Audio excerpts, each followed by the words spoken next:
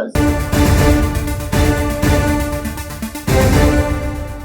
6 గ్యారంటీలకు చట్టబద్ధత కల్పించే private member బిల్లుకు సంబంధించిన నోటీసును స్పీకర్ గడ్డం ప్రసాద్ కు BRS working president KTR party ఎమ్మెల్యేలు అందజేశారు. ఈ ప్రైవేట్ మెంబర్ బిల్లుతో 6 గ్యారంటీలకు చట్టబద్ధత కల్పించే అవకాశం ఉంటుందని కేటీఆర్ వెల్లడించారు. అత్యంత కీలకమైన ఈ బిల్లును ఈ అసెంబ్లీ సమావేశాల్లోనే ప్రవేశపెట్టడానికి అనుమతించాలని స్పీకర్ కు విజ్ఞప్తి చేశారు. స్పీకర్ తో పాటు అసెంబ్లీ సెక్రటరీకి కూడా బిల్లుకు సంబంధించిన నోటీసులు అందజేశారు. 6 గ్యారంటీలకు చట్టబద్ధత కల్పించే ప్రైవేట్ మెంబర్ బిల్లుకు సంబంధించిన నోటీసును స్పీకర్ గడ్డం ప్రసాద్ కు BRS working president KTR party ఎమ్మెల్యేలు అందజేశారు. ఈ ప్రైవేట్ మెంబర్ బిల్లుతో 6 గ్యారంటీలకు చట్టబద్ధత కల్పించే అవకాశం ఉంటుందని కేటీఆర్ వెల్లడించారు.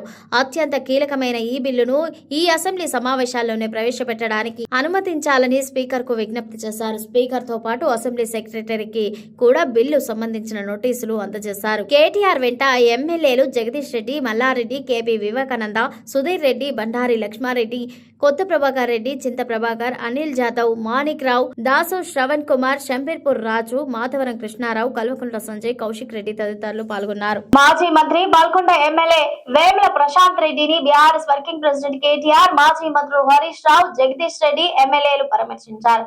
ఇటీవల స్వల్ప అనారోగ్యానికి గురైన వేములను సోమవారం సాయంత్రం హైదరాబాద్ లోని ఆయన నివాసంలో కలిసి ఆరోగ్య యోగక్షేమాల గురించి అడిగి తెలుసుకున్నారు. ఈ కార్యక్రమంలో ఎమ్మెల్యేలు పాడి కౌశిక్ రెడ్డి, కల్వకుంట్ల సంజయ్, అనిల్ జాదవ్ తదితరులు పాల్గొన్నారు. మాజీ మంత్రి బాల్కొండ ఎమ్మెల్యే వేముల ప్రశాంత్ రెడ్డిని బీఆర్ఎస్ వర్కింగ్ ప్రెసిడెంట్ కేటీఆర్, మాజీ మంత్రులు హరీష్ రావు, జగదీష్ రెడ్డి ఎమ్మెల్యేలు పరామర్శించారు. ఇటీవల స్వల్ప అనారోగ్యానికి గురైన వేముల సోమవారం సాయంత్రం హైదరాబాద్ లోని ఆయన నివాసంలో కలిసి ఆరోగ్య యోగక్షేమాల గురించి అడిగి తెలుసుకున్నారు. ఈ కార్యక్రమంలో ఎమ్మెల్యేలు పాడి కౌశిక్ రెడ్డి, కల్వకుంట్ల సంజయ్, అనిల్ జాదవ్ తదితరులు పాల్గొన్నారు. బీఆర్ఎస్ పార్టీ సీనియర్ నాయకుడు మాజీ మంత్రి హరీష్ రావు అసెంబ్లీ వేదికగా కాంగ్రెస్ సర్కార్ పై నిప్పులు జరిగారు. బడ్జెట్ పై చర్చల్లో భాగంగా అసెంబ్లీలో మాట్లాడిన ఆయన ఇటీవల ప్రభుత్వం ప్రవేశపెట్టిన బడ్జెట్ లో లోపాలను ఆయన ఎండగట్టారు. బీఆర్ఎస్ ప్రభుత్వ హయాంలో ఒక్క సీజన్ కూడా ఎగ్గొట్టకుండా రైతు బంధు ఇచ్చామని మాజీ మంత్రి హరీష్ రావు చెప్పుకొచ్చారు. కానీ ఈ కాంగ్రెస్ ప్రభుత్వం ఇప్పటికే 3 సీజన్లలో రైతు భరోసాను ఎగ్గొట్టిందని ఆయన తెలిపారు. బీఆర్ఎస్ పార్టీ సీనియర్ నాయకుడు మాజీ మంత్రి హరీష్ రావు అసెంబ్లీ వేదికగా కాంగ్రెస్ సర్కార్ పై నిప్పులు చెరిగారు. బడ్జెట్ పై చర్చల్లో భాగంగా అసెంబ్లీలో మాట్లాడిన ఆయన ఇటీవల ప్రభుత్వం ప్రవేశపెట్టిన బడ్జెట్ లో లోపాలను ఆయన ఎండగట్టారు. బీఆర్ఎస్ ప్రభుత్వ హయాంలో ఒక్క సీజన్ కూడా ఎగ్గొట్టకుండా రైతు బంధు ఇచ్చామని మాజీ మంత్రి హరీష్ రావు చెప్పారు. కానీ ఈ కాంగ్రెస్ ప్రభుత్వం ఇప్పటికే 3 సీజన్లలో రైతు భరోసాను ఎగ్గొట్టిందని అన్నారు. కాంగ్రెస్ నేతలు ఎన్నికల ప్రచారం సందర్భంగా తాము అధికారంలోకి వస్తే ఎకరానికి 15,000 రైతు బంధు ఇస్తామని హామీ ఇచ్చారని, ఈ మేరకు ఎన్నికల అజెండాలో కూడా పెట్టారని హరీష్ రావు గుర్తు చేశారు. తొలి బడ్జెట్ లో ప్రకటించి ఆ తర్వాత దాన్ని 12,000కు తగ్గించారని మండిపడ్డారు. ఆ ప్రభుత్వాన్ని 3వ పంటకు కూడా రైతు బంధు ఇవ్వాలని డిమాండ్ చేసిన రేవంత్ రెడ్డి ఇప్పుడు ఒక పంటకే ఇస్తున్నారని ఎద్దేవా చేశారు. ఏటా ఒక సీజన్ కే రైతు భరోసా ఇస్తూ రుణమాఫీ చేశామని గొప్పలు చెప్పుకున్నారని ఆగ్రహం వ్యక్తం చేశారు.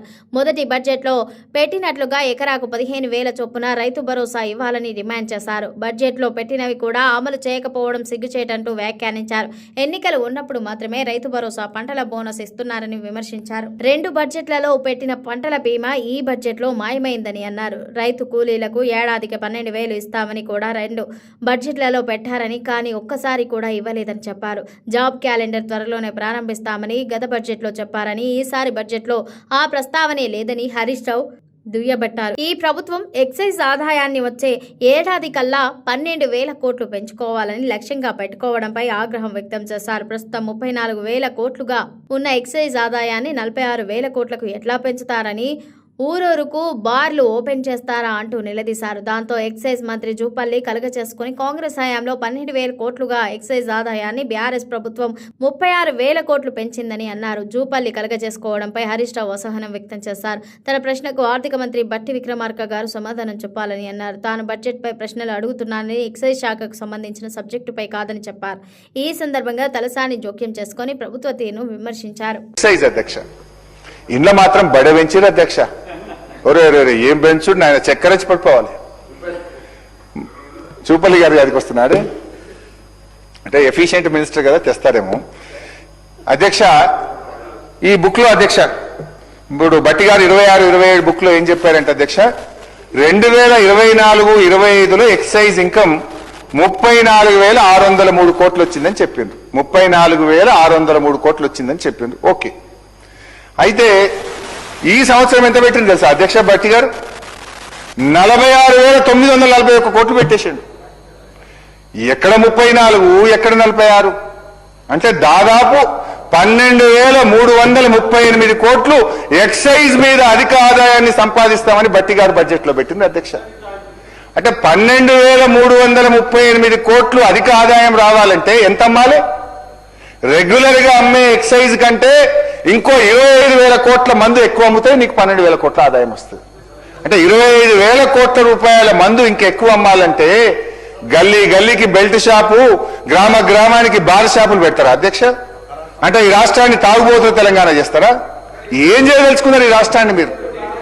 ఎట్లొస్తుంది అంటే మీరు పెట్టుకున్న గ్రోత్ 35% ఎక్సైజ్ లో అధిక ఆదాయం వస్తుందని మీరు ఈ సంవత్సరం పెట్టుకున్నారు అధ్యక్ష.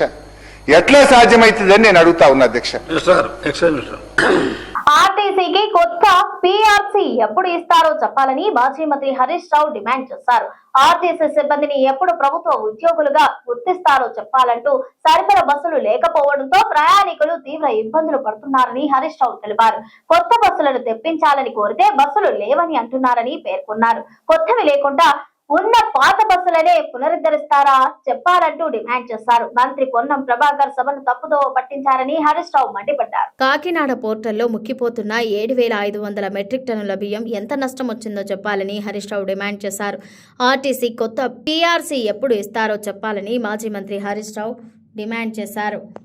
ఆర్టీసీ సిబ్బందిని ఎప్పుడు ప్రభుత్వ ఉద్యోగులుగా గుర్తిస్తారో చెప్పాలన్నారు. సరిపడ బస్సులు లేకపోవడంతో ప్రయాణికులు తీవ్ర ఇబ్బందులు పడుతున్నారని హరీష్ రావు తెలిపారు. కొత్త బస్సులను తెప్పించాలని కోరితే బస్సులు లేవని అంటున్నారని పేర్కొన్నారు. కొత్తవి లేకుంటే ఉన్న పాత బస్సులనే పునరుద్ధరిస్తారా చెప్పాలంటూ డిమాండ్ చేశారు. మంత్రి పొన్నం ప్రభాకర్ సభను తప్పుదోవ పట్టించారని హరీష్ రావు మండిపడ్డారు. ఫిలిప్పీన్స్ కు బియ్యం ఎగుమతిలో స్కామ్ జరిగిందని ఆరోపించారు. బియ్యం ఎగుమతి చేయడానికి పెట్టుకున్న అడ్వైజర్ గరానా మోసగాడంటూ విమర్శించారు. ఈడీ సిబిఐ కేసులో నమోదైన వ్యక్తిని అడ్వైజర్ గా పెట్టుకున్నది నిజమా కాదా అంటూ ప్రశ్నించారు. ఈ అడ్వైజర్ ఇచ్చిన సలహా వల్ల రాష్ట్రానికి నష్టం జరిగింది, నిజం కాదా అంటూ నిలదీశారు. 10 లక్షల మెట్రిక్ టన్నుల ఫిలిప్పీన్స్ కు ఎగుమతి చేస్తామని ఎంఓయూ చేసుకున్నామని, ఇదేదో పెద్ద ఇంటర్నేషనల్ అగ్రిమెంట్ అని, మా విజయమని గొప్పలు చెప్పుకున్నారు. ఇప్పుడు ఇదే పెద్ద స్కామ్ గా మారిందని అన్నారు. 1,00,000 మెట్రిక్ టన్నులుగా ఫిలిప్పీన్స్ కు ఎగుమతి చేస్తామని ఎంఓయూ చేసుకున్నారని తెలిపారు. నా పేడ్ అనే సంస్థ కాకినాడ పోర్టుకు బియ్యం రాగానే డబ్బులు చెల్లిస్తామంటే ఆ సంస్థకు కాకుండా ప్రైవేటు సంస్థకు ఎందుకు ఇవ్వాల్సి వచ్చిందో చెప్పాలని డిమాండ్ చేశారు. 27,500 మెట్రిక్ టన్నుల వద్దనే ఎందుకు ఆగిపోయారని ప్రశ్నించారు. 7,500 మెట్రిక్ టన్నుల బియ్యం కాకినాడ పోర్టల్లో ముక్కిపోతున్నాయని తెలిపారు. 7,500 మెట్రిక్ టన్నులు ఏడాదిగా పోర్టల్లో ఉంటే గోదాం హ్యాండ్లింగ్ ఛార్జీల భారం పడవా అంటూ ప్రశ్నించారు. ఆ 7,500 మెట్రిక్ టన్నుల బియ్యం ముక్కిపోయాయా, పురుగులు పడ్డాయా అంటూ అడిగారు. వాటాలు తేలకపోవడమే ఎగుమతి ఆగిపోవడానికి కారణం కాదా అంటూ ప్రశ్నించారు. రాష్ట్ర ప్రభుత్వం తీరుతో పెద్ద ఎత్తున నష్టం జరిగిందన్న వాస్తవాన్ని హరీష్ రావు తెలిపారు. నిజాయితీ ఉంటే హౌస్ కమిటీ వేయండి, నిరూపించేందుకు సిద్ధంగా ఉన్నానని స్పష్టం చేశారు. కాకినాడ పోర్టులో ముక్కిపోయిన బియ్యంతో ఎంత మేరకు నష్టం వాటిల్లిందో చెప్పాలని డిమాండ్ చేశారు. అడ్వాన్స్ డబ్బులు ఇస్తామని కేంద్ర సంస్థ కోరితే ఇవ్వకుండా ఓ ప్రైవేట్ సంస్థకు ఏ విధంగా ఇస్తారని ప్రశ్నించారు.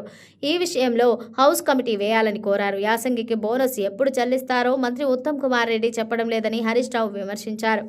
అధ్యక్ష, గౌరవనీయులు భట్టి గారు మేము అడిగిన ఏ ప్రశ్నకు కూడా సూటిగా సమాధానం చెప్పలేదు అధ్యక్ష.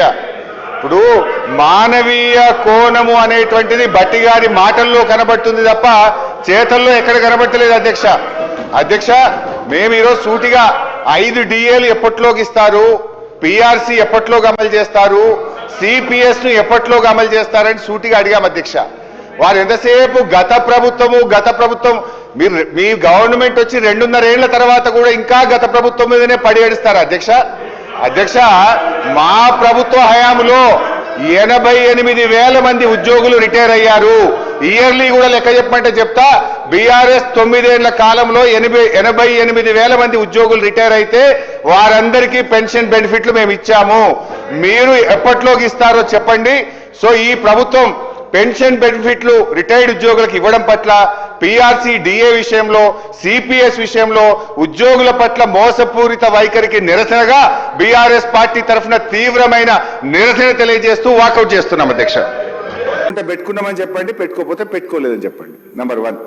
నంబర్ 2 అధ్యక్ష, 7,500 మెట్రిక్ టన్నులు ఒక ఏడాది కాలం నుంచి కాకినాడ పోర్టులో పడున్నమాట వాస్తవమా? ఆ బియ్యం పరిస్థితి ఏంది? దానివల్ల లాభం వచ్చిందా, నష్టం వచ్చిందా? Number 3, let me complete half minute let me complete sir. Last question, యాసంగికి బోనస్ మా పల్లా రాజేశ్వర రెడ్డి గారు అడిగారు. గత యాసంగికి సంబంధించిన సన్న వడ్లకు ఇచ్చే బోనస్ 1,100 కోట్ల రూపాయలు ఎప్పట్లోగా చెల్లిస్తారు? నంబర్ 3. నంబర్ 4, మీరు ఇచ్చిన ఆదిత్య బిర్లా గ్రూప్ కు టెండర్ బిల్స్ ఇచ్చారా, నామినేషన్ బేస్ మీద ఇచ్చారా చెప్పండి. నంబర్ 4. లాస్ట్ సార్, మేమెవరికి రికమెండ్ చేయలేదు. ఒకవేళ మీరు ఇంత నిజాయితీగా ఉంటే హౌస్ కమిటీ అన్న వేయండి, ఫైల్స్ అన్ని స్పీకర్ గారి దగ్గర పెట్టండి, మేము వస్తాం అధ్యక్ష, మీ దగ్గరనే దాంట్లో జరిగిన అవినీతి ఏందో అవకతవకలేందో అన్ని మేము మీకు ఆధారాలు ఇస్తాం, రుజువు చేస్తాం అధ్యక్ష. ప్రపంచవ్యాప్తంగా భౌగోళిక రాజకీయ ఉద్రిక్తతలు పెరుగుతున్నప్పటికీ సాధారణంగా సురక్షిత పెట్టుబడులుగా భావించే బంగారం వెండి ధరలు ప్రస్తుతం తగ్గుముఖం పట్టడం మార్కెట్లో చర్చనీయాంశంగా మారింది. తాజా ట్రెండింగ్ లో బంగారం ధర 1,34,293 వద్దకు చేరి సుమారు 7.03% పడిపోయింది. అదే సమయంలో వెండి ధర 2,09,168 వద్ద నిలిచి 7.70% తగ్గింది. ప్రపంచవ్యాప్తంగా భౌగోళిక రాజకీయ ఉద్రిక్తతలు పెరుగుతున్నప్పటికీ సాధారణంగా సురక్షిత పెట్టుబడులుగా భావించే బంగారం వెండి ధరలు ప్రస్తుతం తగ్గుముఖం పట్టడం మార్కెట్లో చర్చనీయాంశంగా మారింది. తాజా ట్రేడింగ్ లో MCX లో బంగారం ధర 1,34,293 వద్దకు చేరి సుమారు 7.03% పడిపోయింది. అదే సమయంలో వెండి ధర 2,09,168 వద్ద నిలిచి 7.70% తగ్గింది. సాధారణంగా యుద్ధాలు లేదా అనిశ్చిత పరిస్థితుల సమయంలో పెట్టుబడిదారులు బంగారం, వెండి వంటి ఆస్తుల వైపు మొగ్గు చూపుతారు. అయితే ఈసారి పరిస్థితి భిన్నంగా ఉంది. మార్కెట్ నిపుణుల ప్రకారం బలపడుతున్న అమెరికన్ డాలర్, పెరుగుతున్న బాండ్ దిగుబడులు, వడ్డీ రేట్లపై పెరిగిన అంచనాలు ఈ లోహాలపై ఒత్తిడిని పెంచుతున్నాయి. రాబడిని ఇవ్వక బంగారం వంటి ఆస్తులు అధిక వడ్డీ రేట్ల వాతావరణంలో పెట్టుబడిదారులకు తక్కువ ఆకర్షణీయంగా మారుతున్నాయి. ఇటీవల బంగారం, వెండి ధరలు గణనీయంగా పెరిగిన నేపథ్యంలో ఇప్పుడు లాభాల స్వీకరణ కూడా వేగవంతమైంది. ముఖ్యంగా ఈక్విటీ మార్కెట్లలో నష్టాలను ఎదుర్కొంటున్న పెట్టుబడిదారులు తమ నష్టాలను పోడ్చుకోవడానికి బంగారాన్ని విక్రయిస్తున్నట్లు విశ్లేషకులు చెబుతున్నారు. ఈ పరిణామం లిక్విడిటీ అవసరాలు పెరగడంతో మరింత వేగంగా సాగుతోంది. అంతేకాకుండా పెరుగుతున్న ముడిచమురు ధరలు ద్రవ్యోల్బణ భయాలను పెంచుతున్నాయి. దీని ప్రభావంతో అమెరికా ఫెడరల్ రిజర్వ్ మరింత కఠిన ద్రవ్య విధానాన్ని అవలంబించే అవకాశాలు ఉన్నాయని మార్కెట్ అంచనా వేస్తోంది. వడ్డీ రేట్లు పెరిగే అవకాశం ఉన్నప్పుడు వడ్డీని ఇచ్చే ఆస్తులు పెట్టుబడిదారులకు మరింత ఆకర్షణీయంగా మారుతాయి. ఫలితంగా బంగారం, వెండి వంటి రాబడిని ఇవ్వని ఆస్తులపై డిమాండ్ తగ్గుతోంది. అయితే నిపుణులు ఈ పతనాన్ని దీర్ఘకాలిక ట్రెండ్ మార్పుగా చూడటం లేదు. బలమైన ర్యాలీ తర్వాత ఇది సహజమైన మార్కెట్ సర్దుబాటు మాత్రమేనని భావిస్తున్నారు. దీర్ఘకాలికంగా చూస్తే ద్రవ్యోల్బణం, కరెన్సీ మార్పులు, గ్లోబల్ అనిశ్చితి నేపథ్యంలో బంగారం, వెండి తమ రక్షణాత్మక పాత్రను కొనసాగించే అవకాశం ఉందని విశ్లేషిస్తున్నారు. ప్రస్తుత పరిస్థితుల్లో స్వల్పకాలిక ఆర్థిక కారకాలు మార్కెట్ను ప్రభావితం చేస్తున్నప్పటికీ దీర్ఘకాలిక పెట్టుబడి వ్యూహంలో విలువైన లోహాల ప్రాముఖ్యత తగ్గలేదని నిపుణులు ప్రస్తుత పరిస్థితుల్లో స్వల్పకాలిక ఆర్థిక కారకాలు మార్కెట్ను ప్రభావితం చేస్తున్నప్పటికీ దీర్ఘకాలిక పెట్టుబడి వ్యూహంలో విలువైన లోహాల ప్రాముఖ్యత తగ్గలేదని నిపుణులు సూచిస్తున్నారు. ప్రస్తుతం భారతదేశంలోని ప్రధాన నగరాల్లో డొమెస్టిక్ కమర్షియల్ గ్యాస్ సిలిండర్ల ధరలు ఈ కింది విధంగా ఉన్నాయి. అంతర్జాతీయ చమురు ధరల్లో మార్పులు పశ్చిమాసియాలో నెలకొన్న ఉద్రిక్తతల కారణంగా మార్చి 7, 2026న ధరలు భారీగా పెరిగాయి. అయితే మార్చి 24న దేశంలోని ప్రధాన నగరాల్లో గ్యాస్ సిలిండర్ ధరలు ఎలా ఉన్నాయో తెలుసుకుందాం. ప్రస్తుతం భారతదేశంలోని ప్రధాన నగరాల్లో డొమెస్టిక్ కమర్షియల్ గ్యాస్ సిలిండర్ల ధరలు కింది విధంగా ఉన్నాయి.